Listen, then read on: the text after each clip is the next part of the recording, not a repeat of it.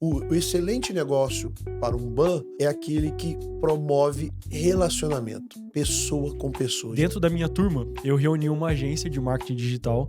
Nós reunimos ali em 8 alunos e a gente começou a levantar recurso para o pessoal se manter durante a escola. Na verdade, não é o que eu gosto mais de fazer, é o que o Senhor tem para minha vida na vocação, e é aí eu escolho a carreira profissional que vai se inserir. Não somos bivocacionados, nós somos vocacionados a uma coisa só.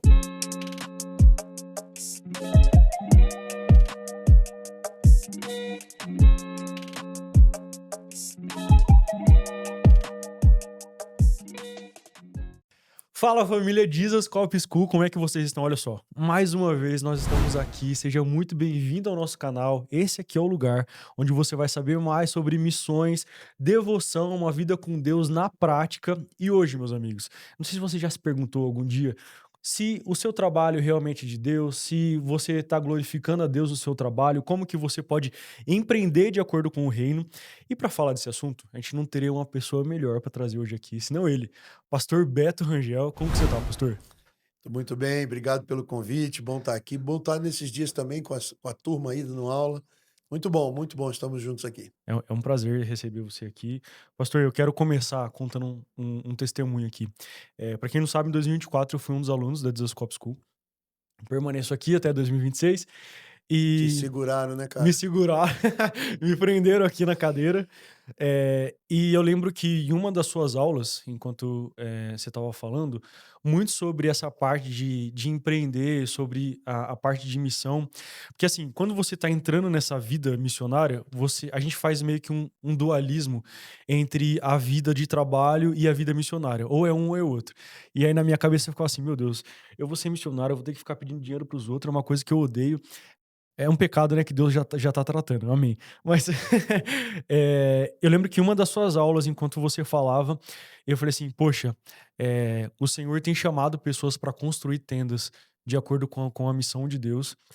E aí dentro da minha turma, eu reuni uma agência de marketing digital, nós reunimos ali em 8 alunos, e a gente começou a levantar recurso para o pessoal se manter durante a escola. Era uma turma talentosa, eu me lembro, né, cara? Você Era. lembra disso? Gente muito Cara, todos eles, talentosa. A gente fez o exercício no final, né? todos Foi eles. top. Foi demais, assim, e isso me marcou muito. Eu sou muito grato, pelo seu ministério, por tudo que o Senhor tem feito através da sua vida. E hoje, eu estava conversando com um dos alunos de manhã, e ele começou a falar assim: "Ah, que Deus tá me chamando pra isso, pra aquilo, pra missão". Aí eu falei assim: "O Beto tá na casa". Pastor Beto tá aqui e tá ativando, ministérios e dons e propósitos. Eu tenho visto que o Senhor tem usado muito a sua vida, e a gente é muito grato por receber você aqui hoje. Apesar de nós, né? O Senhor tem Apesar de feito porque Ele está na missão. é. E a gente tem o privilégio de estar inserido, né? Muito bom. E uma das aulas que você traz aqui pra gente é sobre o BAN. O BAN é a sigla de Business as Mission. Eu queria que você explicasse para o pessoal, para quem não entende, o que que é o BAN. Muito bom, né? E o que você começou falando é algo que a gente tem trabalhado bastante para falar de profissões, porque nasci no final da década de 60 e cresci ali na década de 70, 80, onde era usado muito a palavra bivocacionado. Uhum. Naturalmente, isso causou, gerando algo nessa geração da visão dividida entre ministério e trabalho. Uma coisa, outra coisa, outra coisa. E nós olhamos para as escrituras, nós não temos duas vocações, né?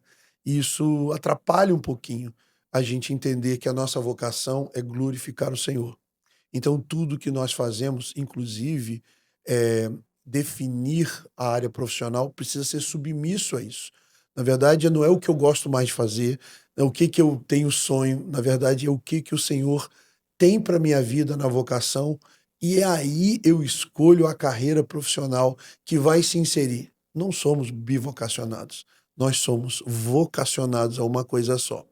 E aí entra algo que não é novo, que o Senhor sempre usou a vida de Paulo. Nós temos, né, vários exemplos, né? José no Egito era o quê? Ele trabalhava, ele manifestou o reino de Deus no império mais poderoso da terra. E o que validou quem ele era? O trabalho excelente. Ele é um excelente administrador. Então, quando a gente fala, usa o termo aí mais moderno em inglês, Business as Mission, negócio como missão, a gente aponta para o uso de negócios em função da missão de Deus, mas não só em função, como sendo a missão de Deus. Então, o nosso conceito, principalmente como eu coordeno um dos departamentos, exatamente o Departamento de Profissionais, Empresa e Missão da Associação de Missões Transculturais Brasileiras, a MTB, e lá nós temos uma carta de definição, de conceitos, onde a gente definiu como trabalhar isso. E a nossa definição de Business as Mission é quando uma empresa ela é aberta para revelar Jesus num contexto não alcançado. Não é uma empresa que a gente abre localmente ou a nossa empresa que depois de nos convertermos, a gente usa ela para pregar o evangelho localmente ou para ajudar o contexto missionário. Nós damos a esse tipo de empresa, na verdade que deveria de ser todo cristão, é um kingdom business ou negócios do reino. Todo cristão empresário tem que ter um negócio do reino, porque é tudo para a glória dele, então o negócio não pode ser para nossa glória, é para o reino de Deus. E quando esse negócio ele é aberto intencionalmente num lugar onde o evangelho não foi conhecido, ele sendo um acesso, aí a gente chama negócios como missão. Ou seja, o ministério missionário, onde vai definir uma plantação de igreja, o início de discípulos de Jesus, ele acontece a partir de um negócio aberto. Entendeu? E por isso que difere de um negócio do reino, onde está no nosso local de vida, de local de trabalho. É isso. Resumindo, é o conceito de Business as Mission. Perfeito. Não é um resumo, não. Já foi um conceito extraordinário. Ô, pastor, a gente percebe que você vive e respira a missão mesmo, né? Como que isso foi despertado no senhor? Boa pergunta. Eu falei hoje para os alunos que eu gostaria de ter entregue a minha juventude, né? Ter me gasto como novo, mas eu, até 30 e poucos anos, eu me gastei para mim mesmo. Fui empresário, comprei casa antes dos 30 anos, trabalhei para mim, coloquei de lado tudo que esse lado que era para glorificar ao Senhor. Aliás, eu costumo dizer que esse é o último lado que o cristão entrega para Jesus, a área profissional. Que dificuldade entregar isso para Jesus. Não foi diferente comigo. Aliás, foi bem difícil comigo. Mas não foi assim, eu não entreguei minha juventude. Eu gastei minha juventude para mim mesmo. E com isso, eu brigo com a minha esposa. Jesus não teve o melhor do meu corpo, mas é o que ele tem para usar agora. E nesses últimos, de 15 para 20 anos, digamos assim, foi um processo assim que começou lá para o ano 2007, 2006, onde a gente começou a perceber a missão do Senhor e depois recebeu um chamado vocacional para se gastar por ele. E ali eu era empresário, né? E eu comecei a caminhos entendendo que era impossível ser empresário e ser cristão. Eu precisava ser integral. E nesse caminho, eu fiquei de mal com a minha profissão. Eu sou engenheiro civil, pós-graduado em gestão, e eu não vi como... Foi um conflito grande. Eu queria ficar integral. Tem que largar tudo, vou para a missão, mas não deu certo. O Senhor não queria isso para mim.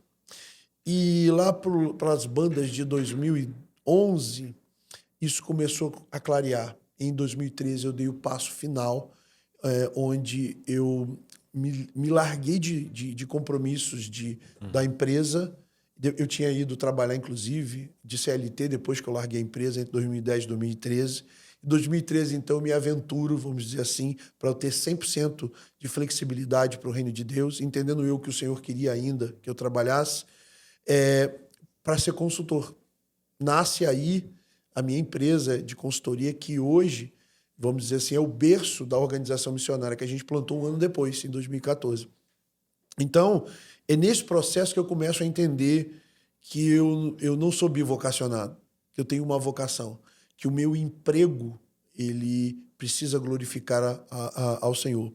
A vida de William Carey, ele teve um papel muito importante, né, junto com George Miller e outros, da qual eu consumi biografias. Mas o William Carey, ele é um sapateiro simples da Inglaterra, que tem feitos incríveis. Foi um dos maiores missionários a nível de fruto que a gente tem notícia. E fez tudo através de negócios. Ele chegou na Índia, ele abriu empresa de tingimento de tecido, depois abriu imprensa. Ele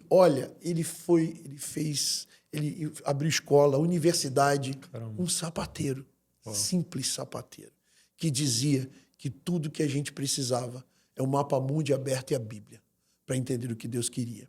Muito bom. Então, ele impactou muito a minha vida. E a frase dele eu carrego. Está lá no nosso negócio em Cabo Frio, na parede, que diz: o meu negócio é pregar o evangelho e a minha profissão sustenta o meu negócio. Então, a frase de William Carey. Então, é nesse ponto que eu começo a entender a integração, que a vocação é uma só, e que Deus não queria que eu saísse, deixasse de trabalhar. Ele me queria integralmente no propósito, mas integrando o meu trabalho. E assim eu segui. E isso acabou culminando de entender ali, com a minha veia empreendedora. Eu fui consultor do Sebrae, né, eu tenho ali uma expertise nessa área de pequenos negócios, e acabei me enveredando em abrir um negócio para a organização missionária, entendendo que aquele era um caminho. Uma das visitas que a gente já estava com atuação há 2 anos no campo missionário, quando a gente fez uma visita ao Oriente Médio, conheceu uma organização que usava esse negócio para acessar os povos de diáspora e revelar o evangelho. Eu vim com essa inspiração, que esse negócio eu gostava muito, não era a minha área de engenharia, era um negócio de comércio. E isso a gente acabou, eu aprendi, estudei, me preparei, abri esse negócio na minha cidade, e a partir dali eu entendi que esse era um caminho de acessar, através desse negócio, eu conseguiria acessar lugares fechados, que o envio tradicional do missionário não era possível, e colocar missionários nesse negócio que pregariam o evangelho. Esse foi o processo. Foi gerado aí, digamos, de final de 2007 até 2018 para 2019. Você vê que coisa, não é rápido a coisa, né? Fui aprendendo muito. Daí que eu acabei chegando, né? Hoje eu coordeno o departamento da Associação de Missões Transculturais do Brasil, e a gente serve a igrejas e organizações nesse caminho de envio missionário, que é através da profissão e dos negócios. Essa seria, então, a diferença entre o missionário tradicional para o BAN, né?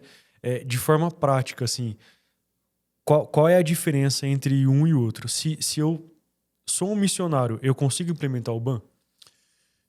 O que a gente tem visto nos últimos tempos o principal é descobrir, primeiro, o Senhor chama alguns a ser missionário, entendendo que o conceito do missionário é aquele que entendeu que o Senhor chama ele em tempo integral para compartilhar o evangelho num contexto não alcançado, numa geografia e cultura diferente, né? E aí que está. A diferença está no acesso. Nós estamos numa geração diferente de outras passadas. Até então, há anos atrás, o envio, né, desses vocacionados à missão em tempo integral, ele acontecia no preparo teológico, missionário, missiológico, e no envio para que ele fosse alguém que começasse a pregar o evangelho naquele lugar difícil. Só que esses lugares mais difíceis não eram tão complexos e foram alcançados. E ficou uma faixa de povos e lugares que são muito difíceis, onde o acesso para esse missionário chegar não se dá mais permissão pelo envio tradicional. Olha, vamos fazer um visto aqui religioso, e eu vou... ou como se fez na década de 90 para 2000, alguns envios de uma profissão de fachada. Você criava ali uma profissão de fachada, mas ele ia fazer ali o evangelismo transcultural naquele local e começaria uma igreja. Tudo isso não é possível mais. E aí que estreitou. A diferença do missionário tradicional para o missionário que vai através da profissão, seja ele empreendendo como um BAN, seja ele através de uma empresa e trabalhar nela, é o acesso.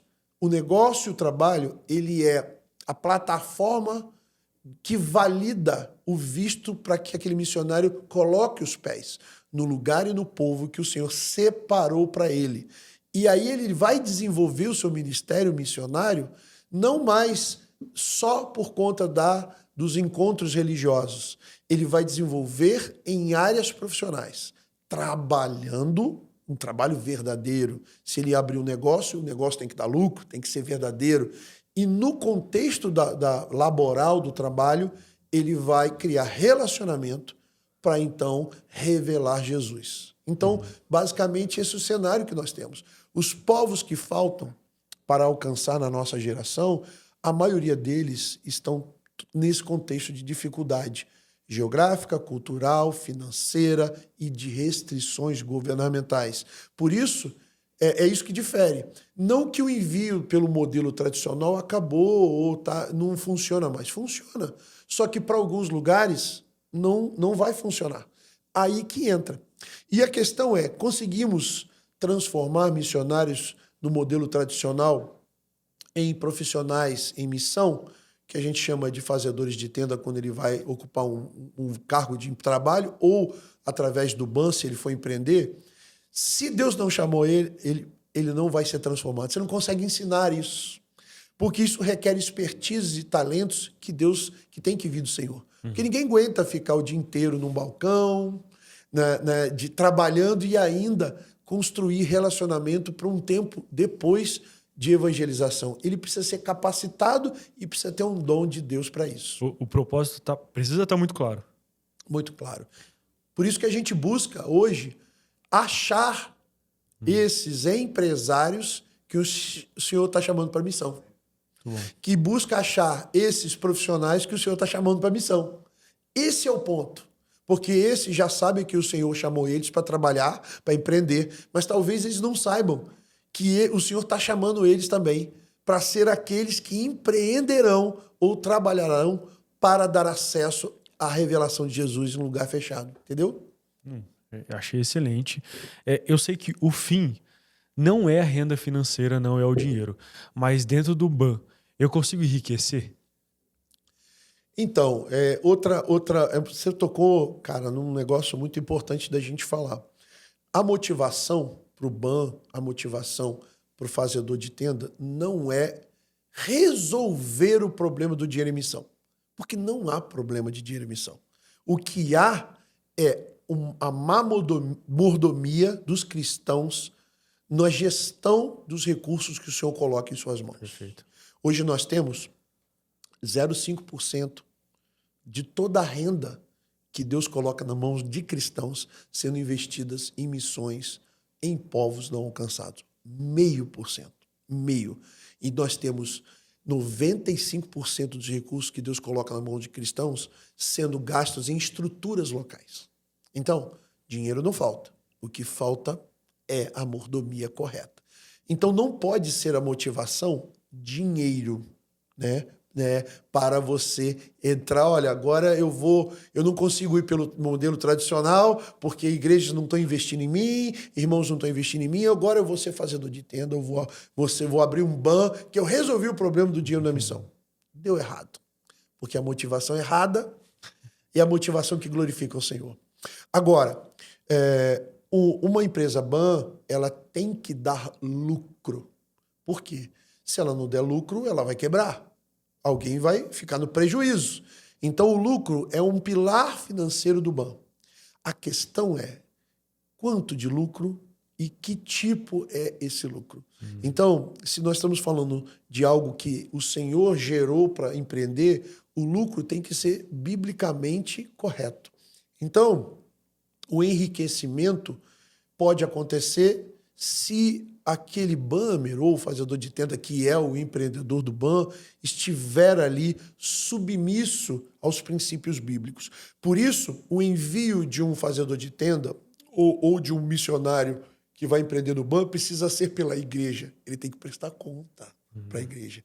Porque a igreja enviadora dele, que tratou e cuidou do caráter e validou o chamado dele, e o pastor dele, o líder da igreja, vai acompanhá-lo para que ele não se perca. Porque sabe qual é o maior ameaça do BAN? É o sucesso. Porque quando você fracassa, você revê o teu caminho. Quando você tem sucesso, você diz, Deus me abençoou. E sabe o que eu penso, cara? Eu acho que o diabo tem usado muito a estratégia de vamos dar sucesso para ele. Ele vai achar que é Deus, ele vai ser consumido pelo lucro, pelo tempo, ele me lembrou, e pelo trabalho. E ele não vai conseguir mais ouvir a voz do Senhor. Sabe o que me lembrou você falando? Você lembra lá em Êxodo, quando aquele processo de libertação dos hebreus, que Deus está usando Moisés, e Moisés começa a ser reconhecido como líder, os hebreus começam a escutar ele, isso chega lá no faraó. Sabe o que eu quero? Eu não vou lembrar o texto agora, o faraó fala assim, aumenta a carga de trabalho dos hebreus. A gente dava palha para eles fazerem tijolos, não dá palha mais não, manda eles catarem.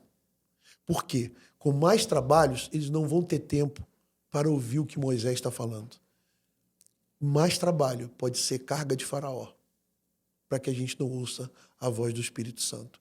Então, o profissional, o empreendedor, ele precisa estar submisso a uma liderança da igreja local, porque a igreja local que está em missão, não ele pertence e por isso ele se submete para que o lucro não seja o alvo da vida dele, e sim a revelação de Jesus. E ainda que o lucro aconteça.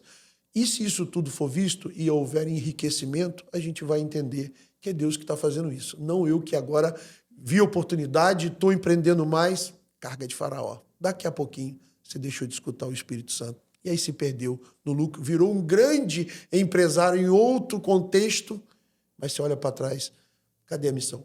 Eu conheço mais de um assim. Mais de um. Começaram, mas não completaram. Entendeu? Uau, muito bom. Você citou a MTB, né? O que seria a MTB? É uma instituição?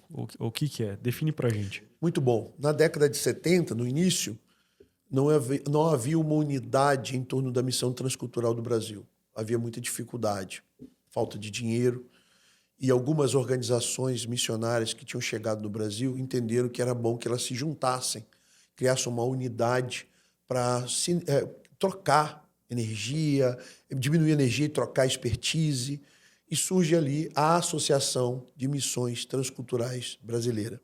A MTB não é uma agência missionária e ela visa unir os esforços, os expertises de agências missionárias, igrejas envolvidas com a missão transcultural e escolas. Então, o trabalho da MTB ele veio crescendo e hoje ele é um trabalho fundamental, a ponto do presidente da MTB também liderar o Comiban, o Comitê Ibero-Americano de Missões. Então, é uma referência no Brasil, a MTB. Hoje reúne mais de 130 organizações. A nossa organização lá no mundo é afiliada à MTB.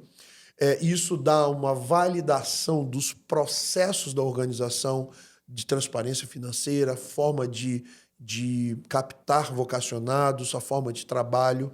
É rigoroso a afiliação e essa unidade nos ajuda no expertise da troca com outras organizações. O que uns estão fazendo. Por exemplo, do ano retrasado para cá, nós nos juntamos para internamente da MTB para criar uma rede de capacitação para o mundo budista. Surgiu a Rede Lotus. Não havíamos um robusto treinamento em português para brasileiros para enviar missionários para o mundo budista. Material muito de fora, tinha que traduzir e não havia treinamento. Então a MTB ela promove isso, essa unidade em torno de completar a grande comissão. O foco da MTB é Igreja Brasileira, organizações, vamos nos ajudar para chegar com missionários aonde não chegou ainda e completar a grande comissão. Então é isso que é a MTB. Muito bom. Qual é o impacto real que o BAN já gerou em campos missionários? Você pode citar alguma coisa que você acha que te marcou muito assim? Olha, eu vou citar aqui o projeto que nós servimos, não é um projeto nosso, né? Mas a gente se juntou de 2001 para 2022 e vem cooperando e ele tem trazido um impacto incrível na região da Ásia. É um projeto que envolve empresas, hoje tem 3 tipos de empresas abertas servindo a missão do Senhor. Ela viabiliza o acesso a lugar, a gente hoje tem facilidade de visto, que não tem como um missionário de forma tradicional chegar. Ela gera, com lucro, recursos para esse trabalho se expandir por lugares remotos, com compra de carros, com apoio financeiro para o sustento de locais que se converteram. E hoje, porque a missão transcultural complexa, ela visa preparar locais para eles serem os missionários autóctones, ou seja, do povo dele, para ele evangelizar. Um estrangeiro nunca é o melhor evangelista num país. Então, hoje, o negócio, ele dá acesso, o negócio dá recursos para comprar esses carros, motos para esses lugares remotos, ele sustenta esses locais. E o ano passado, ele gerou a coisa mais incrível, na minha opinião, que foi um espaço, o primeiro e único espaço, no norte desse país da Ásia, que a gente pode reunir especialistas em missão em prol do avanço do evangelismo nesse lugar que tem 53 mil vilas remotos. Ali também tem um estúdio de gravação para a tradução oral de Bíblia e um centro de treinamento disfarçado num negócio ali de turismo. Tudo isso que viabiliza o que era antes impossível para os irmãos locais serem treinados. Eles não podiam se juntar para receber um treinamento. Eles viviam escondidos, separados. Hoje a gente consegue juntar. E já está acontecendo desde o ano passado, quando a gente inaugurou esses encontros de capacitação e treinamento. Então, eu diria que esse é o maior impacto. Não, plantamos uma igreja, né, na divisa desse país com outro muito fechado. E a igreja funciona na porta de uma loja, que é um negócio que esconde a igreja nesse lugar de perseguição. O negócio gerando recurso, o negócio gerando acesso, o negócio plantando uma igreja, o negócio abrindo um centro de treinamento e pesquisa num lugar impossível de ter. Tudo em prol do avanço num lugar totalmente inalcançado. Então, isso é incrível. Glória a Deus. Não, incrível demais. Tem alguma profissão que você acha que seja mais fácil para implementar o BAN? Por exemplo, o café, a parte de estética, cabeleireiro, ou vai depender muito de onde o Senhor está te direcionando para o país, de acordo com a cultura? O que você acha? Sim, dependendo do país, do povo, há opções que giram em torno de relacionamento. O excelente negócio para um BAN é aquele que promove relacionamento, pessoa com pessoa. Geralmente, serviços ou comércio de contato são as melhores opções, né?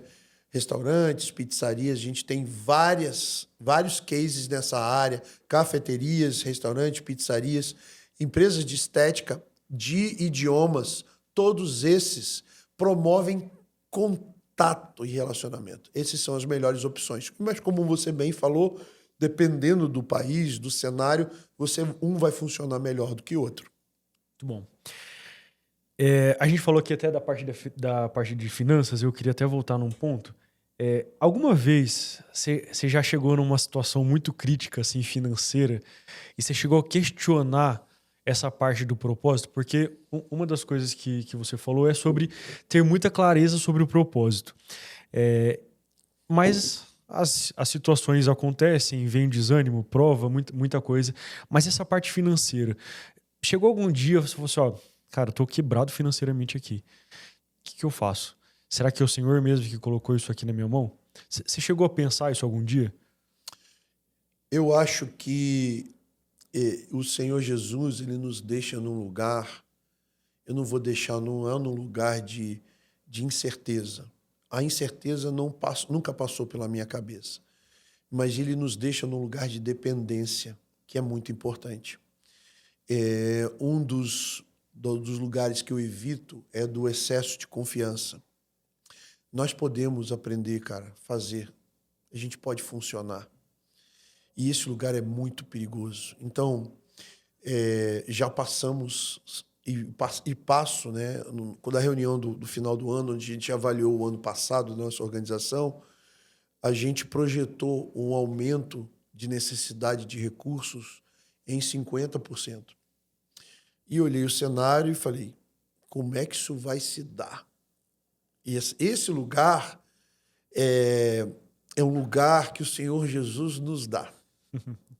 É algo como ele fala assim, você tem que botar o pé sem ver o chão. E quando você der o passo, eu vou botar o chão. Então isso não é simples. Dá medo. Mas você sabe de uma coisa? Nunca ameaçou meu coração a incerteza de ir ou não ir. Eu sempre tive certeza. E nos momentos mais críticos, assim, que a gente se viu ameaçado por isso, eu acho que foi em 2018. 2018 nós não conseguimos fazer algumas coisas.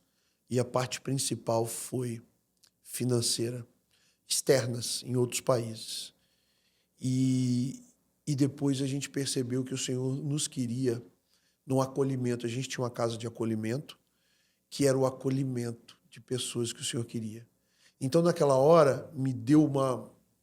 Puxa, os recursos não chegaram. Vinha chegando. Eu tinha certeza que a coisa ia chegar e não chegaram. E aí, quando isso aconteceu, a gente tinha planejado uma viagem, fez o mesmo caminho de oração, de cuidado, de divulgação, e não aconteceu. E me fez pensar, caramba, será que a gente...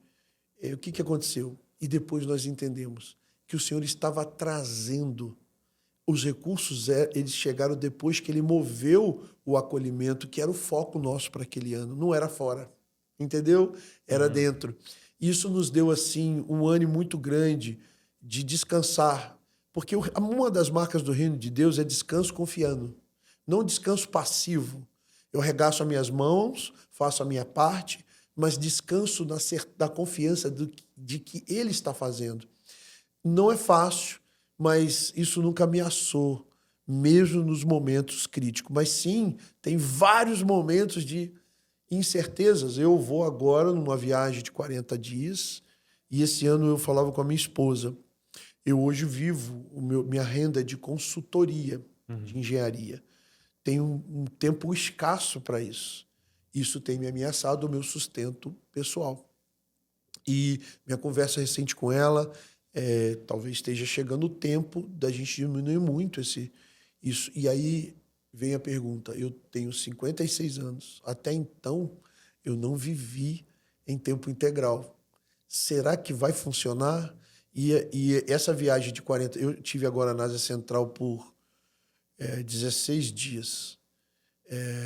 Vou agora sair 40 dias. Cheguei agora no início de março. Não tem nem um mês que eu cheguei. Cheguei no dia 5 de março, da Ásia Central. E os meus clientes? Estou deixando de lado, né? Eu tive 2 consultorias encerradas, contratos. E aí me veio medo. Como vai ser eu passar 40 dias fora? Então, essa tensão, eu acho que o Senhor, ele sempre nos mantém, não porque ele gosta de nos tensionar nisso, mas ele nos quer dependentes dele. Ele quer que a gente confie no tempo do secreto que a gente gasta com ele. Ele quer aumentar a nossa confiança para a gente ter certeza de que os feitos não são nossos, são deles. Então, mas a gente vive nessa tensão mesmo, não tem jeito não. Essa é a vida com Deus, né? É uma aventura todo dia. Eu não troco por nada, é uma vida sensacional. Muito bom. A gente tem visto uma geração, acredito que seja muito cultural, de pais que criam seus filhos para serem médicos, para serem advogados, para serem, de certa forma, profissões que vão ser seguras. Mas a gente não vê, normalmente, cristãos que preparam filhos para serem missionários. Como que é a sua visão sobre isso? Eu tô doido para chegar o tempo que a gente inclua uma classe na nossa EBD de crianças de mártires. Vamos ensinar as crianças. Tô doido para chegar esse tempo. Porque, na verdade, a gente está perto disso. Então, minha experiência com a minha filha, né? É bem interessante, né? Eu às vezes falo isso, mas eu posso falar o que eu digo porque eu fiz com a minha filha. A minha filha, ela tinha 17 para 18 anos, com um chamado missionário. Isso, estou falando em 2010. Carol nasceu em 92. Então, é exatamente isso aí. Aí, ela entrou na faculdade. E esse chamado nasceu. Ela entrou na faculdade com 17. E ela viu na crise. E ela veio se aconselhar comigo. Pai, eu estou sentindo que eu preciso fazer um treinamento missionário na África. Ela fez a escola do IS Global em Moçambique, em 2011. E ela virou, mas o que eu faço? Eu vou largar a faculdade? O que vai ser? E a minha carreira? Eu olhei para ela, larga a faculdade e vai. Aí ela virou para mim, essa é a resposta que um pai dá para a filha? Eu achei que você ia tentar me convencer a não largar, argumentar. E agora, pai, você me disse para ir. Engraçado isso, ela fala isso até hoje. E tudo que eu sonhei para meus filhos, eu tenho 3 filhos, tive 4, uma está com o Senhor. Os 3 filhos, meus 2 casados, né, e o mais novo, tudo que eu quero para eles, que eles façam, estejam no lugar que o Senhor tem para eles. Não importa se é trabalhando, não importa se é no campo missionário. Eu, assim, quero ser o pai que dê a direção do lugar que o Senhor tem para ele. Eu quero ajudar nisso. Então, é um perigo, nós como pais, né? Eu agora sou avô de 5, né? Carol tem 2 filhos, Guilherme tem 3. É a gente criar os nossos filhos para que eles tenham sucesso profissional e confiem na segurança de uma profissão. Porque isso vai bloquear a voz do chamado vocacional. O problema nosso é que a gente não confia que o Senhor, de fato, é aquele que diz em Mateus 6,25, não se preocupem com o que eles vão precisar de comer, beber ou se vestir. Ele está cuidando. Nós precisamos desenvolver uma fé completa, não uma fé em parte, entende? Então, eu creio que isso é algo que nós, pais, precisamos nos redimir, para não impor aos nossos filhos estabelecer o tipo de confiança que não é o que o Senhor pede. E não precisamos ter medo, porque o Senhor vai chamar alguns para ser médico.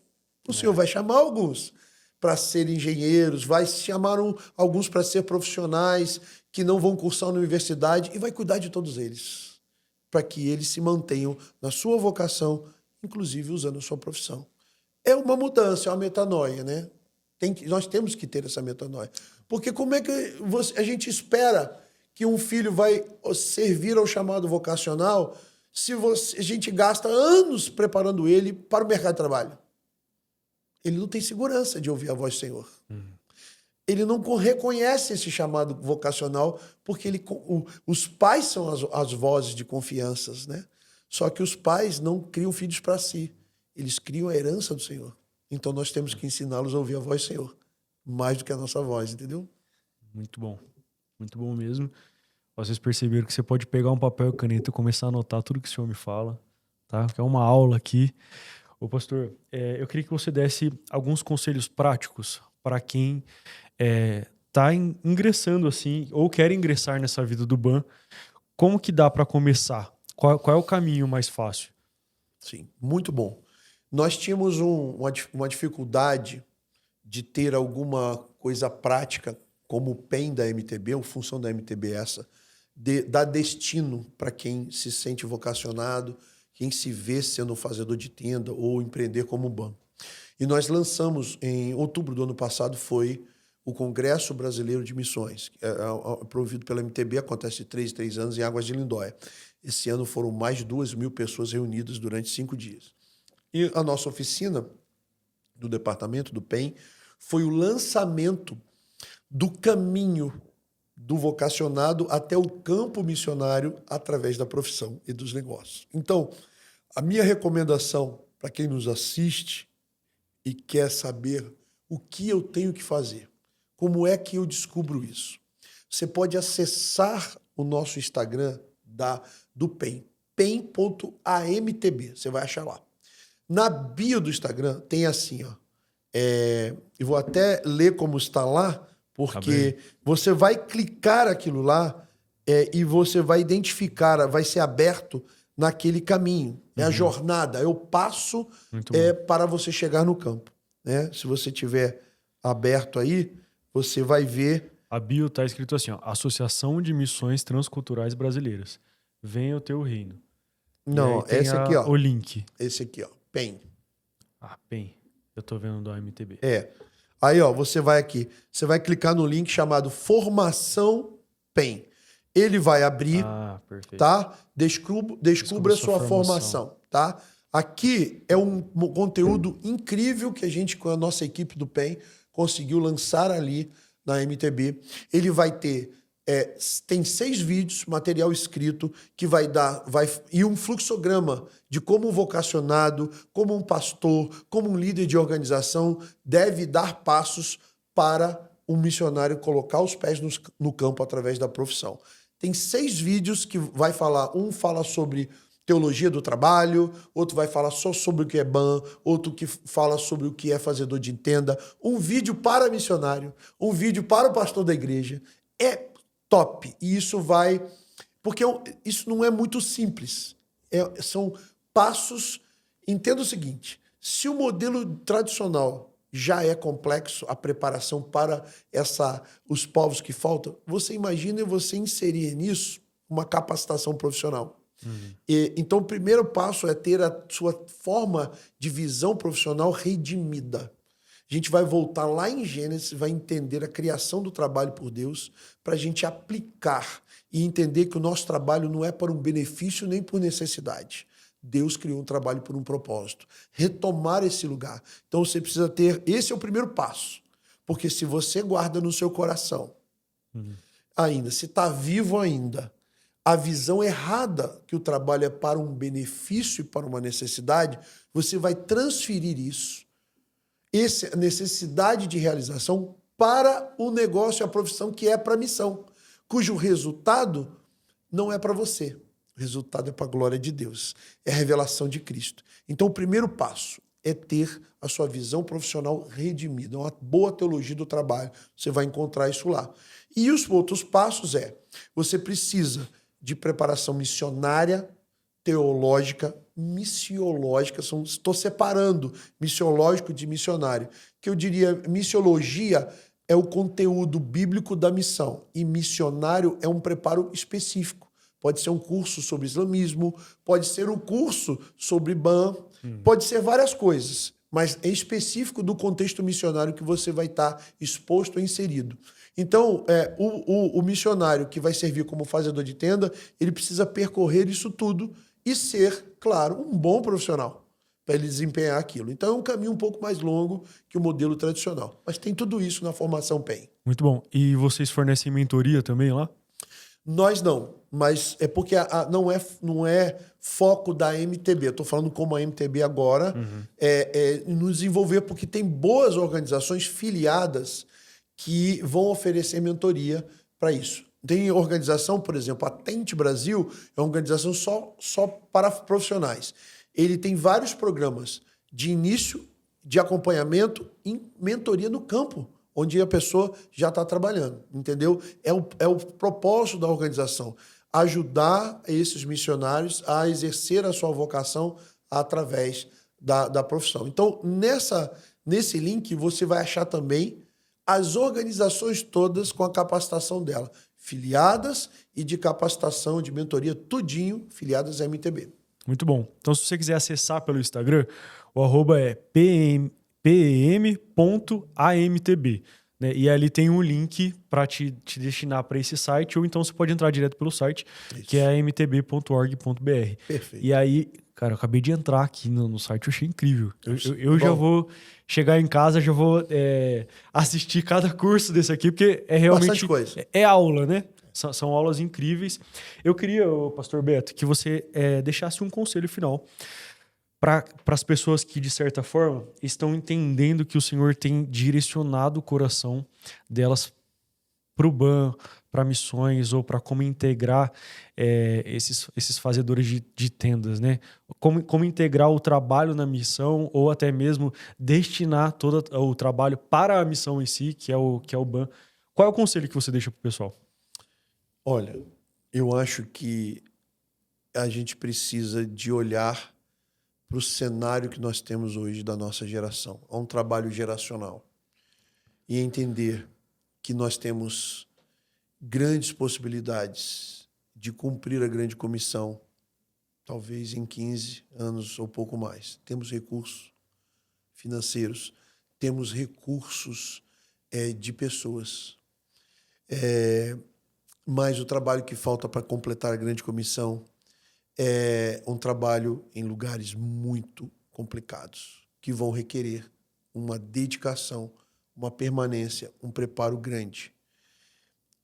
Eu penso que o principal é olhar para isso e deixar o coração ser aceso pelo Jesus, com a possibilidade de ser da nossa geração que nós completaremos a grande comissão. Isso é a motivação mais importante, porque se a gente entender isso e ouvir de Jesus como ele anseia para que nós, como a igreja dele, de fato, assuma essa responsabilidade, nós vamos colocar a nossa profissão a serviço disso. Nós vamos olhar para os nossos talentos profissionais e vamos falar: eu não posso seguir vivendo, trabalhando, empreendendo para mim. Eu não posso seguir saciando meus sonhos de consumo enquanto eu tenho a possibilidade, por causa de tudo que o Senhor colocou na minha mão como talento, como recursos, mas eu tenho a possibilidade de acabar de adornar a noiva para o casamento. Se a santidade é a limpeza do vestido da noiva, os povos são o adorno. E quando isso estiver pronto, né, limpeza, unidade da igreja, limpeza, santidade da igreja e os povos alcançados, nós teremos o casamento. Isso é sensacional. E a profissão, o negócio, eu creio que é a melhor estratégia para alguns povos muito fechados. Então, é isso que vai levar o nosso coração a mudar de lugar. É ter fome por fazer parte de completar a grande comissão. Imagine nós dizendo para Jesus: Jesus, te obedecemos, a última ordem, terminamos, vem casar conosco. Estamos ansiando que você, de fato, case conosco. É isso que vai mover o nosso coração a mudar como a gente olha a profissão. A gente não pode ir por caminhos errados de motivação. A motivação é essa. É isso que queima no meu coração. Agora, se vai ser por uma forma de trabalho, outra, se vai ser na Ásia, na África, no Oriente Médio, não importa. O que eu não posso ficar fora é de ser participante do que Deus está fazendo e dizer para ele: vem casar com a gente, que a gente quer muito que você volte. É isso. Isso que vai fazer toda a diferença. Glória a Deus.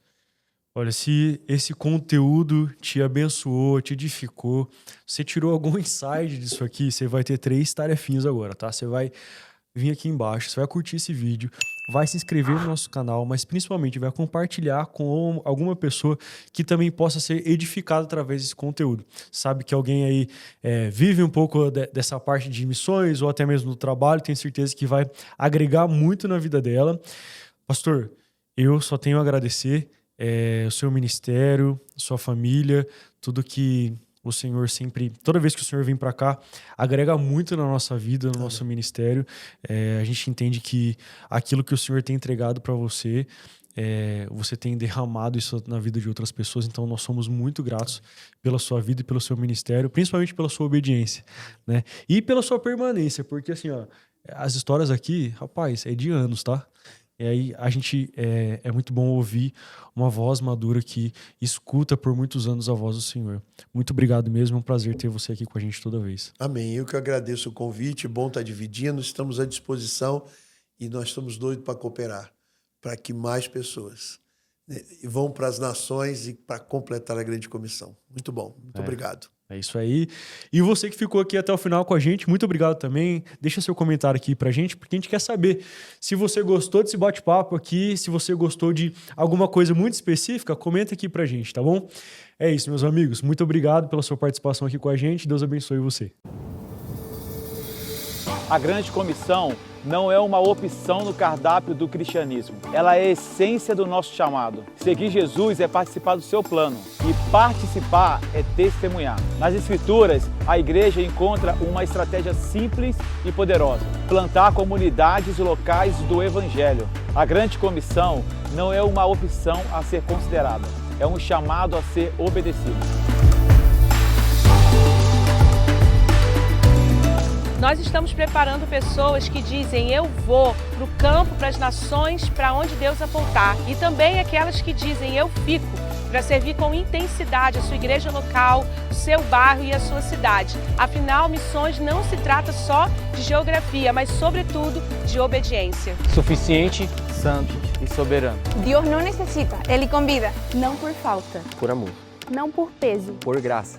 Você está preparado?